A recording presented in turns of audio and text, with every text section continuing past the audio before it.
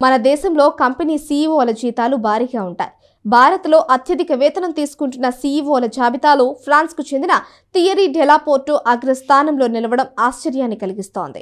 2020 నుంచి విప్రో సీఈఓగా బాధ్యతలు నిర్వహిస్తున్న డెలాపోర్టే వేతనాల విషయంలో దేశీయ మిగిలిన టెక్ కంపెనీలు హెచ్సిఎల్, టీసీఎస్ సీఈఓలను వెనక్కి నెట్టారు. ఏడాదికి 82 కోట్ల వేతనాన్ని పొందుతున్నారు. ఈ సందర్భంగా ఫోర్బ్స్ తో డెలాపోర్టే మాట్లాడుతూ, విప్రో సీఈఓ పదవికి అర్హులైన వారి కోసం అన్వేషిస్తున్న సమయంలో ఆ సంస్థ చైర్మన్ అజీం ప్రేమ్జీ, ప్రస్తుత చైర్మన్ అజీం కుమార్లు రిషద్ ప్రేమ్జీని కలిశాను. వారితో మాట్లాడక ముందు భవిష్యత్పై నాకు అనేక ప్రతికూల ఆలోచనలు ఉన్నాయి. కానీ అజీం, రిషద్తో 3-4 గంటలు గడిపిన తరువాత నా ఆలోచన ధోరణి పూర్తిగా మారిందంటున్నారు.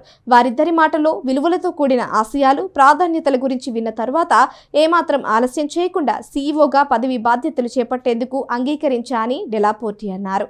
ఇక డెలాపోర్టే తరువాత ఇన్ఫోసిస్ కు చెందిన సలీల్ పరేఖ్ దేశంలోనే అత్యధిక చెల్లింపులు జరుపుతున్న రెండవ సీఈఓగా అవతరించారు. ఎకనామిక్ టైమ్స్ నివేదికలో స్టాక్ మార్కెట్లోని బాంబే స్టాక్ ఎక్స్చేంజ్ 500 కంపెనీల విశ్లేషణలో తేలింది. పరేఖ్ ఏడాది 56.45 కోట్ల జీతం తీసుకున్నారు. 30 కోట్ల వేతనంతో టెక్ మహీంద్రా సీఈఓ సిపి గుర్నాని 3వ స్థానంలో నిలిచారు. 4వ స్థానంలో మాజీ టీసీఎస్ సీఈఓ రాజేష్ గోపీనాథన్ 29 కోట్లకు పైగా సంపాదించారు. ఈ ఏడాదిలో అత్యధిక వేతనం పొందుతున్న స్టార్టప్ డైరెక్టర్ సీఈఓగా జీరోదా సోదరులు నిలిచారు. జీరోదారా ఫౌండర్ నిఖిల్ కామత్లు ఇద్దరు అత్యధిక వేతనం పొందుతున్న స్టార్టప్ సీఈఓలుగా ప్రసిద్ధి చెందారు.